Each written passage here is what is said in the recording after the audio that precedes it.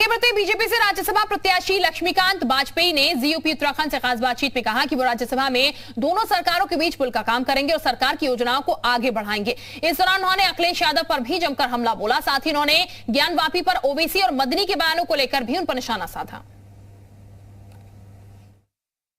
राज्यसभा के लिए प्रत्याशी के तौर पर लक्ष्मीकांत वाजपेयी जी का नाम भी दिया गया है सूची में, और लगातार चाहे वो जो उत्तर प्रदेश की जब प्रदेश अध्यक्ष थे तो इनका कार्यकाल याद किया जाता है जब समाजवादी की सरकार थी। अब राज्यसभा जा रहे हैं, किस तरह से लड़ाई आगे बढ़ेगी? नहीं, अब लड़ने की हमको जरूरत कहाँ है।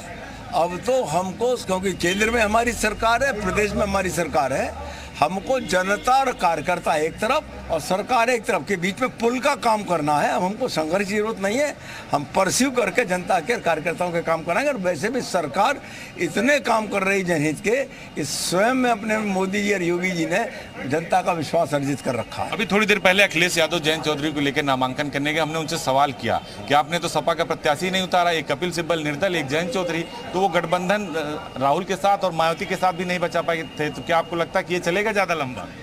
देखिए, ये तो उनकी पार्टी का मामला है, और अगर वो गठबंधन धर्म निभा रहे हैं तो मुझे उसमें कोई आपत्ति नहीं है। लेकिन वो ये कह रहे हैं कि सरकार मुद्दों पर नहीं बात करती, सरकार जनता का ध्यान भटकाती है, बजट लाती है लेकिन खर्च नहीं कर पाती। अखिलेश जी अगर इस प्रकार की वेग बात कहने के बजाय आंकड़े देकर कहें कि सरकार ने जनहित के इस विषय पर इतने पैसे का प्रावधान किया था और सरकार इतना खर्च कर पाई, बताएं तो सही। जनता को गुमराह करने की कोशिश अखिलेश जी ना करें।